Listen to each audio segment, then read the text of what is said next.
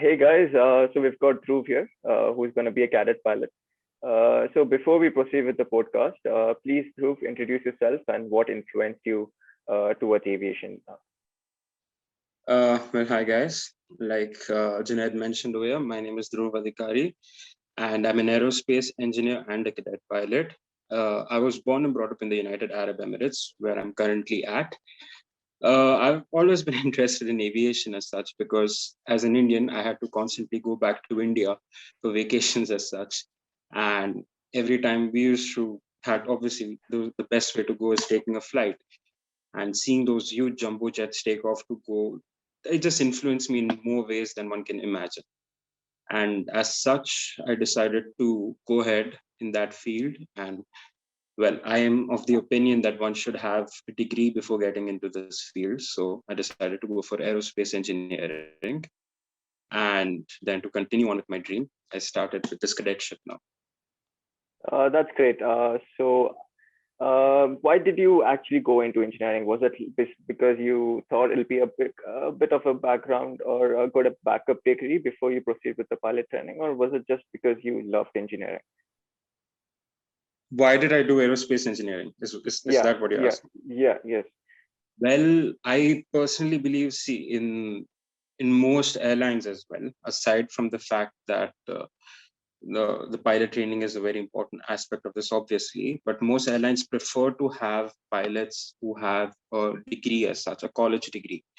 And when I was going into this, I thought that why not get a degree which is related to the field itself, and aerospace engineering seemed to be the perfect option for that. So 4 years of that gave me a good inside knowledge of how aircraft work, how to design aircraft. I worked in quite a few places regarding this, such as DRDL and DARE, which are India's Defense Avionics Research Establishment and Defense Research and Development Organization for aircraft. So that gave me a good inside knowledge about the field as well. And I think that gave me a good head start about learning about aircraft as such before getting into pilot training as such.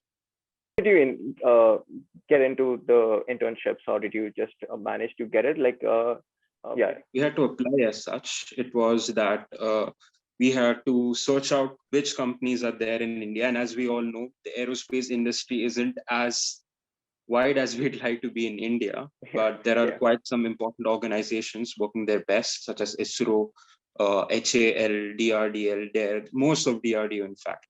So we searched which were some good options, good fits for us, because I went with a friend of mine, and we found the organization and asked our HOD of our branch, the aerospace branch in our college, to contact the director as such, and they would then talk and then decide if we were a good fit for them as well, and then invite us to the organization. Okay, so it was a big lengthy process. In a short way, yeah. I see. So in a way, it all turned out for you. I see. So with your cadet pilot program, which is going to be starting in August, exactly. Yes. That's what you. Yeah. All right. So this entire establishment, is it based in UAE? Or? Yes, the entire training is, as far as I know from the information I have, because all of this is constantly changing because of COVID or weather or various other reasons. But right now, the entire training, as of such, is in the United Arab Emirates.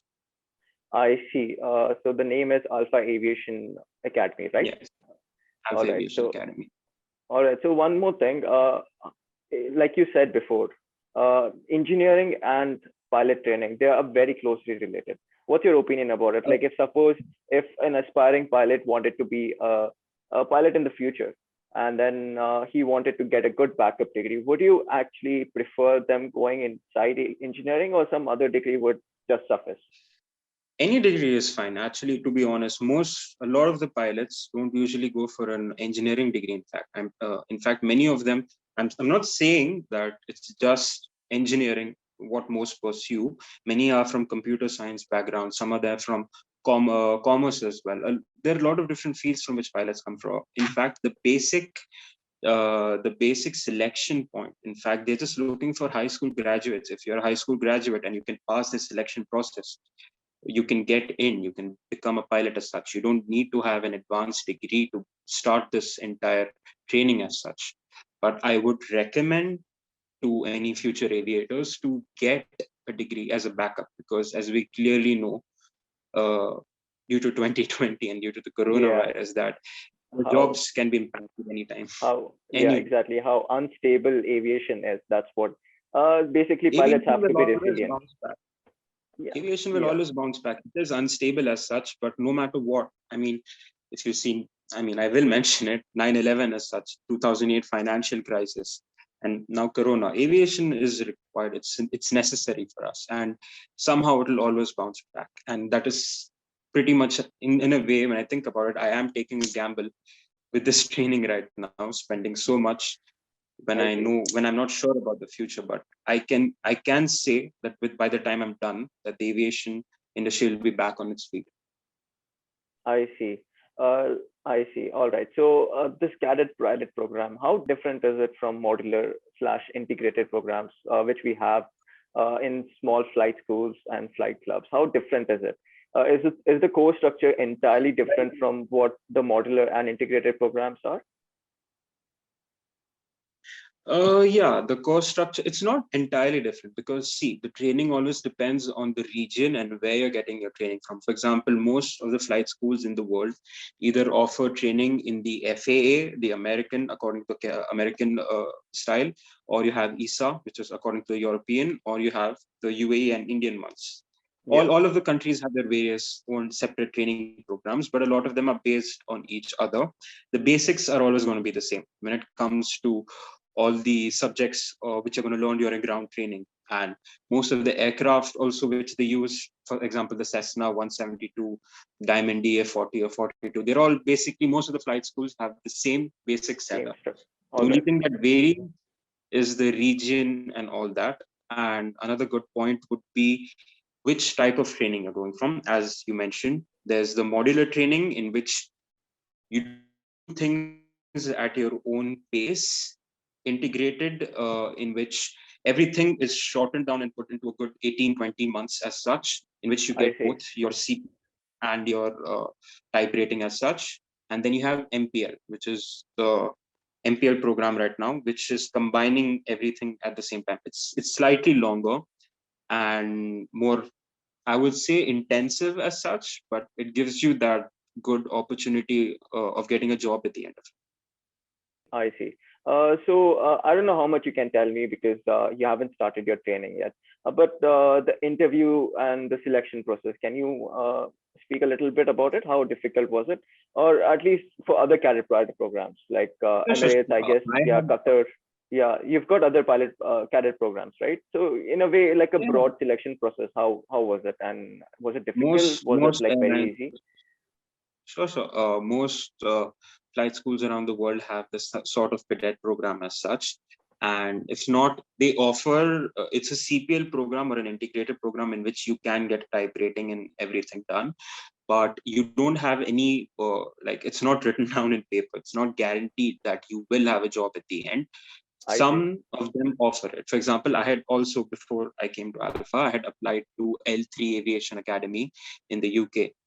I Now see. over there, yeah, over there the entire it was integrated, in which you have your CPL, and then later on you can apply for a type rating, and they have their own school, they have their own placement centers, which they can put you up with airlines.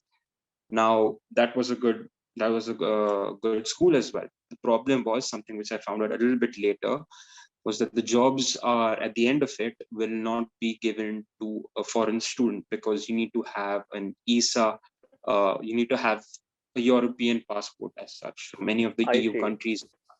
Yeah, so I that was see. a problem, which led me to searching for other flight schools, and thankfully I found Alpha. Now, Alpha, the selection process for both was quite different. I don't want to say it was much easier, but the Alpha selection process was comparatively harder than L3. And L3 seemed a little bit, I don't know, more easy. I don't want to say easier, but yeah, that's what it All was. right. And it starts out like this. For example, in Alpha, I had to first go to the main center. get a date for which I'll be coming and getting my examinations done. They usually like to give the cadets 1 to 2 months. It's up to you, but I think 1 month is a good time to take to prepare for the entire test. And then you have these multi tests in which they test how your multitasking skills are, in which you will be it's a simulation as such, in which you'll have calculations on one side, basic mathematical calculations, while you're flying the aircraft. You'll be given a joystick and everything, and at the same time you're getting ATC instructions, and you have to answer all of these questions at the end of that little test. So it gets quite hard as it goes on. That's one of them. The other tests are your basic mathematical, physics, English. You have a combination of all these tests to see what your basic capabilities are. And if you can get through that, welcome to the program. I see. So can you tell me how long it was? How long it took for you? Like, did it take for like a lot of It months took for you me, to do all it of this? took me a good month. It took me a month and so. So 1 month I took to prepare for the examinations, after which they gave me 2 weeks to prepare for the interview. And I do say that the interview was quite hard. It was something else, completely else. It was quite hard. I mean, they will test you in every single way possible. For I see. example, if you are a person with a higher degree, with an advanced degree, they will test your knowledge on that. Like, because most of, let's say, engineering background, someone from an like mechanical or aerospace, they will test every single thing that you know about aircraft. They will ask you questions. They have a fixed question list as such, but it won't be exactly according to that. It's anything can happen. So it's up to you how good you are, how good your knowledge is, how good your background is. So the entire process did take around 1.5 months. I see. So, like you said earlier, engineering does help you in a way. It does. It does That's work out for. So that's good. That's good. You got selected. Congrats on that. What Thank you. about other cadet programs like Qatar and Emirates? I think they've been running cadet programs for quite a while now, right? Do you have I any don't clue about it? I don't think I can say a lot on Qatar, because I honestly have no clue about the Qatar pilot program, cadet program as such. I see. Emirates, yes, Emirates is also there, but when you see the costs and the advantages which are there, I would I preferred Alpha as such. I mean, the costs are pretty similar, but there are certain things I just prefer about Alpha. For example, I'm getting a job at the end of it. That is, if I get through the training perfectly, and If it's yeah, not guaranteed. It's not guaranteed. It's based on your performance. I If see. they wish to offer you one, they might give you one. But you're getting that opportunity at the end of it to get a job, which is, I'm not sure about Emirates, if that's actually there or not, because I haven't heard so from forums and people I know from there. So stuff like that is what moved me towards Alpha. There's also I see. Indigo. There's also Indigo Cadet Program as such. I Which had is applied in for that. India, right? It's in Okay. India, and it's a good program in which that is guaranteed. The job is guaranteed at the end of your training. The only thing is that right now they shut it down, which had caused me to search for other programs as well. They shut it down, I think, as soon as Corona hit. And right now, there's some batches which they had selected beforehand, and they've only recently started training at the start of 2021 in New Zealand right now. And I don't know when are they opening the program up for new cadets right now, but I don't think it would be for at least another 1 or 2 years. So that's something to keep in mind as well.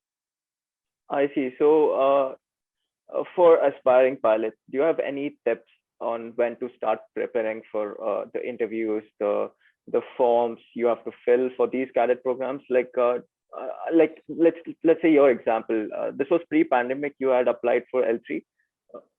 Yes, no, actually, I had first applied for Indigo, after which I applied for L3 and then finally Alpha. I see. I started quite some time back. I think 20 at the end of 2019, around November as such. I had applied at that time, and I had gotten midway in the process of getting selected for this thing, but then they shut it down. So then I moved on to the only other programs which I thought were good or viable. In fact, there are many.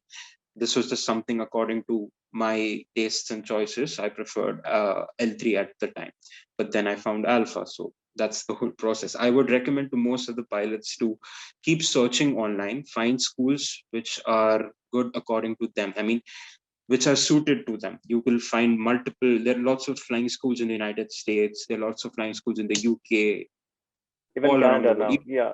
Even Yeah. Canada right now, yeah. Even There are a lot Canada, of flight a schools lot of in good choices. the Middle East itself, right? Like a lot of flight schools itself in United Arab Emirates, even in Saudi Yeah, the Arabia United right Arab now. Emirates, there are two main ones. There's this Alpha Aviation, and then there's I see. Cadet Aviation Academy as well. So they are good as well. Both of them are pretty good. I see. Even I think recently India had started its own flight training organizations. Like around 8 flying schools were going to be established in India itself. So it's expanding like anything. A lot of people want to become pilots nowadays. Yeah, Yeah, a lot of people. It's a yeah. really good profession, and I can I clearly, see. I clearly see the enchantment of it, and it's an amazing field. There's no doubt that the law. It's quite a grind to get into the field. The total costs involved, the time, because it's not most of the places. It's not guaranteed that you will get a job. You will have to work around that whole process. Matlab, you'll have to work as a CFI, or you'll have to work in a very small airline or a small aircraft until you can build up the hours as such in most I places. see. I see. That is the basic way, but there are a lot of cadetships or programs like this itself, which give you the opportunity to, it's a fast track to the cockpit. So that's there as well.